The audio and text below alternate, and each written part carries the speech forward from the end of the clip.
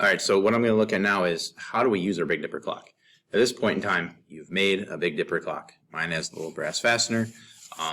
It gives me a point for it to spin around. If you don't have a brass fastener, as long as you just kind of lay this on top of it, just where we want it to be, that'll work just fine. I'll show you how we can do both. So the first step, if you're looking at directions, it says to find north. So how can I figure out where north is? Well, if it's sunset and you know where the sun is setting, then if you look at the sun, north should be on your right-hand side. If the sun is setting in the west, north is to the right of you, so you're just going to turn. Or use a compass. Compasses always point north. Just turn yourself until, the red line on the compass matches up with the arrow that points north. Boom, there's north. That's the first step. After that, we want to find the Big Dipper. The Big Dipper is a pretty recognizable pattern. Most people know it. My 6-year-old daughter knows it. It's pretty obvious when you look up at the sky, but if you're still not quite sure what that looks like, there's the Big Dipper there. There's a picture of it in the introduction of this activity. We talked about it in our notes on observing the sky, so you can find that there. Now, in terms of using the Big Dipper clock, once you find the Big Dipper, we want to find the North Star. The pointer stars, which are the two front stars, the two stars in the front ladle, which it actually shows you here, okay? Those stars point directly at the North Star there. So we want to use those stars and find the North Star because the North Star is the North Pole, that is due north. We want to be facing due north. So we want to use this clock. This clock is set up as though you were staring at the Little Dipper or staring at the North Star. So the way this works is whatever month it happens to be, I want to line this up so that I'm facing north. So like I'm making this video in December. It's just before our winter break, just before Christmas. Okay, so if I was looking north, I want to put December up there at the very, very top, like that. So at this point, if I want to see like what the Big Dipper is going to look like at like 9 o'clock tonight, let's say I go out at 9 o'clock, right? There's December at the very top. I'm going to point that at 9 o'clock. So there's 9 o'clock. You can see right here, this is the direction of the orientation of the Big Dipper. If I go outside in December at 9 o'clock, that's what the Big Dipper is going to look like. And it changes depending on the month. So if I go out a couple months in February at 9 o'clock, now the Big Dipper has a different orientation here. Or as I go through the year, I get to the springtime, I get to like April or May. It's hard to do backwards. All right, now the Big Dipper's kind of pouring down into the North Star.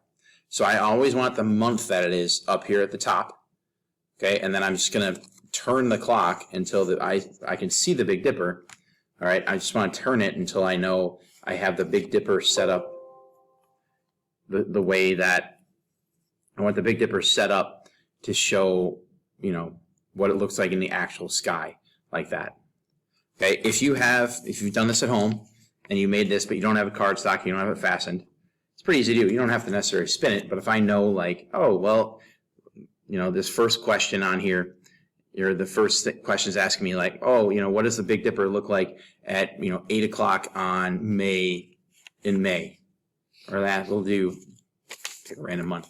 Let's say it's September, okay? So if it's 8 o'clock in September, I'm going to put September on the top. And then all I got to do is, I know it doesn't spin, but, I'm going to make it 8 a.m. I can just flip this around like this and just set it on top. I'm going to do this so it's not backwards. So I want September, and I want 8 a.m. So I'm just going to lay this down flat. And now it's down flat. I can put September on top. Okay, there is September on the top. Oops. It's 8 a.m. Here's the Big Dipper right over here. So I can see what that looks like. And if you get asked that question, to like draw that orientation, you just draw a picture of what it looks like on your clock right there. Now, there's a couple questions in your activity that I can walk you through here. For example, it talks about, like number 1 in the analysis says, where on the clock do we find the zenith point? Okay, where is that represented? If you remember, the zenith is the point that's directly over top of your head. This is a little different than a regular star chart. In a regular star chart, the zenith is right in the middle. That's the point directly above your head, is right in the middle of the star chart. That doesn't work on this because the middle of this chart, the middle of this is Polaris. So if I was standing at the North Pole, then yes, this would be, the zenith would be right there in the middle. But that doesn't work out. But where we are here in Michigan, Polaris is about 42 degrees, or almost halfway up in the sky. So for me, the zenith point, or the point directly above my head, is actually probably closer to the bottom. Because then Polaris, if I'm looking straight up, which is 90 degrees, and I go about halfway down to 45, Polaris should be halfway down. Okay, and if you look at this, Polaris is like halfway from one side to the other. So the zenith is probably on this one, most likely, actually on this one, it's probably most likely on the top. Okay, so if I'm looking north, this being the horizon, on this is probably the zenith right here. Okay, at the very top.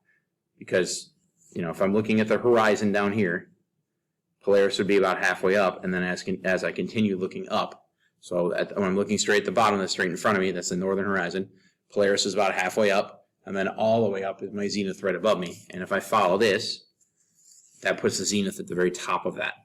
Northern horizon is the bottom, zenith is the very top from there. Now, if we look at one of the problems that's on our assignment, okay, it says in the space below to draw a picture of the Big Dipper in, as it would look at this moment in time. So right now it is 8 o'clock in the morning and it is December. So I'm going to take this and I'm going to put December at the top. I'm going to twist this to 8 a.m. Okay, and I'm going to look at it like that. So it's currently December. It's 8 a.m. If I wanted to draw a picture of what the Big Dipper looked like right now, that's what I would do. That's what it would look like right there. So I would draw that image of the Big Dipper kind of upside down.